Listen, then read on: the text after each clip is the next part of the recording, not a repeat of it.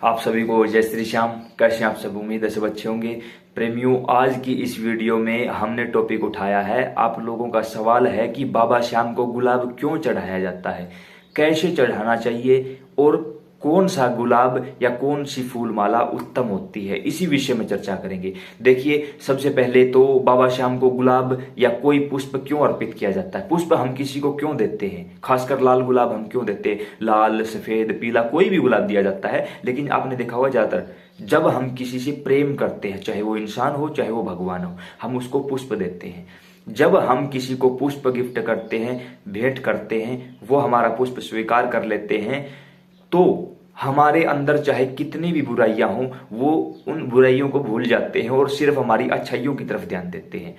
सबसे पहले बाबा श्याम को फूल इसीलिए या किसी भी भगवान को फूल इसीलिए चढ़ाया जाता है ताकि वो हमारी जो अनजाने में गलतियां हुई हैं, जैसे कि चलते हैं तो पाँव के नीचे चींटियां आती हैं, मक्खी मच्छर मारे जाते हैं, उन गलती से हुए उन गलतियों को भगवान क्षमा कर देते हैं, किनारे कर देते हैं, उनको याद ही नहीं रखते जब हम एक पुष्प भगवान को समर्पित करते हैं। क्लियर? अब कौन सा पुष्प भगवान को या कौन सी माला भगवान को चढ़ानी चाहिए? अब आप किसी भी मंदिर में जाओ, किसी भी देवी देवता के किसी भी मंदिर में जाओ, तो आपने देखा होगा कि वहीं बाहर हमें फूल मिलते हैं।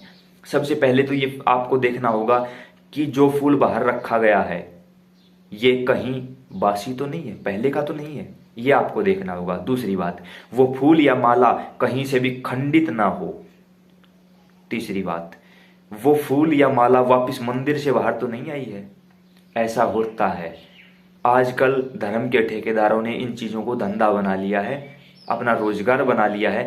कोई भी पुष्प या कोई भी माला अंदर जाती है, पीछे के रास्ते से बाहर दुकानों पे आ जाती है। हमने खुद देखा, नारियल भी आते हैं, निशान भी आते हैं, फूल भी आते हैं, मालाएं भी आती हैं। तो ये आपका काम होगा, किसी ऐसे दुकानदार से लें जिससे आपको लगे कि हाँ ये ताजा फूल आए हैं या ताजा ही माला यहाँ आई है, उससे लें। वहां तोल मोल न करें, जो भी उसने मांगा है वो दे दें, क्योंकि हम जो भगवान को गिफ्ट करने जा रहे हैं उसका हम तोल मोल नहीं कर सकते। और भगवान जिसको स्वीकार कर रहे हैं, क्या उसकी कोई कीमत होगी? नहीं, वो अनमोल होता है। वहां तोल मोल बिल्कुल भी ना करें। उसने आपसे कहा 50 रुपए, 20 रुपए, 100 रुपए, दे दो उसको तुरंत।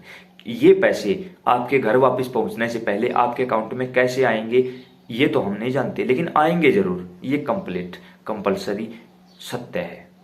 अब आपने वहां से फूल माला ली, अगर आपको लगता है कि ये फूल या ये माला वापस बाहर आ जाएगी, तो उस माला को, जो फूल है उसके अंदर, उस फूलों को तोड़ दो, अपने हाथों की अंजलि बनाओ।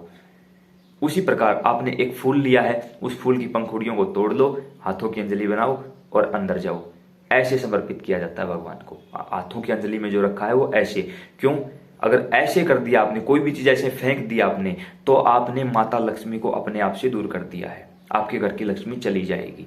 ऐसे कर दिया है तो आपने वो चीज भगवान नारायण के चरणों में समर्पित की है। और ये बात बताने की आवश्यकता नहीं है कि लक्ष्मी हमेशा नारायण के चरणों में निवास करती है। जब माता लक्ष्मी कहेंगी कि हाँ इस बच्चे की भेंट स्वीकार है, तो नारायण खुश होंगे और नारायण आपके साथ आपके घर आएंगे। और जहां नारायण होते हैं वही माता लक्ष्मी होती है, तो आपको माता लक्ष्मी को बुलाने की आवश्यकता ही नहीं पड़ेगी, वो श्री नारायण के साथ स्वयं आ जाएंगे। लेकिन ऐसे कर दिया तो आपके घर की आई हुई लक्ष्मी भी वापिस चली जाएगी। इस बात का विशेष ध्यान रखें। अब जो पुष्प आपके हाथ में है उसे भगवान की तरफ जब आप समर्पित करते हो, तो जो पुष्प है वो भगवान की तरफ होना चाहिए। पीछे नीचे जो डंठल है, जो कांटे हैं, जो पत्तियां हैं, वो आपकी तरफ होनी चाहिए।